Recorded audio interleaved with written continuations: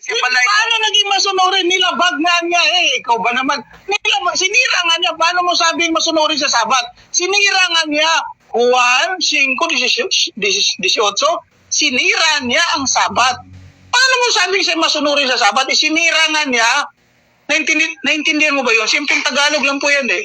Sinira ang araw ng Sabat. Paano mo sabing siya masunurin sa Sabat? Sinira nga niya. Sinira niya, pero sino nagsabi? Sagot. Ayon sa nakasulat ha, hindi sa imbento mo. Sino sira? Si Kristo. Siya nagsabi, kung mabasa ko Hudyo, talo ka. Checkmate na to. Kung mabasa ko Hudyo. May sabi mo, si Kristo palang sumira eh. Umina. Kung mabasa ko Hudyo. Hudyo ang nagsabi na sinira niya ang Sabat, tatanggapin mong talo ka. Ay, bakit ko, napagaliwanag sinabi saan dito sinabi sa 18 na Hudyo ang nagsabi nito? Saan? Sige, basahin 18. ko. Basahin mo na Hudyo ang nagsabi niyan. 18. Sige, basahin ko. Si Mr. Moderator. Mr. Moderator. Sabi niya, Hudyo raw ang may sabi ng Juan 5:18. Ako babasahin niya daw. Hudyo raw ang may... Hindi. Sabi Sige, dito Hudyo raw sa ang may sabi ng kompletuhan. Mr. Moderator, wait lang. Moderator, diction.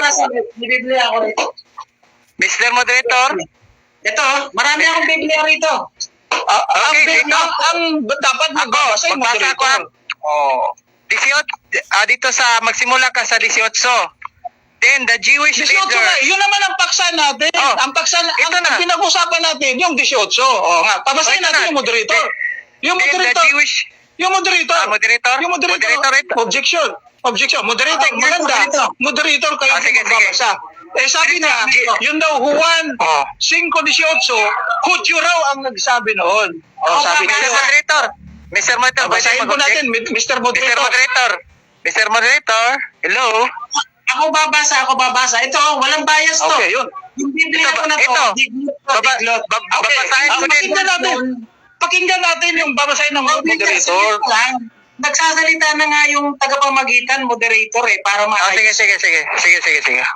Ito na nga gagawin natin para itong Biblia, baka sabihin nyo, niloloko namin kayo. Itong Biblia na to ay diglot. King James Version at ang Biblia magkasama rito. Ito yung salin nito. Ayan o. Yan o. Babasahin ko rito. Hindi kami po pwedeng magdagdag sa kahit na anuman. Kahit na anong pag-uusap. Kasi bawal na bawal yan. Hindi namin kailangan ng membro para lang pumasok sa Islam. Walang kailangan at walang kabuloy sa Islam. Hindi kailangan yan. Kaya hindi kailangan ng membro para mangputo at mangloko. Sasabihin lang namin kung ano yung totoo. Ito, babasahin ko. Ito. Ang nakasulat dito sa Juan 5:18. Dahil dito nga'y lalo nang pinagsikapan ng mga Hudyo na siya sapagkat hindi lamang sinira ang araw ng Sabat, kundi tinawag din naman niya na kanyang sariling ama ng Diyos, na kanyang pinatay ang Diyos. Ito. Pero ang nakalagay wala pala hindi lamang sinira ang araw ng Sabat. Hudyo!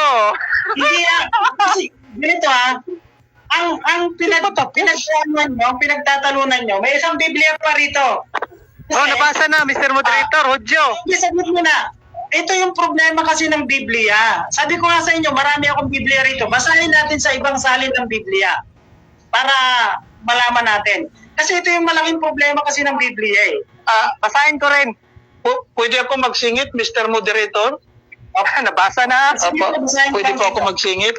Mr. Moderator, pwede po ako... Kasi wala kayong ano. Okay, sabi rito.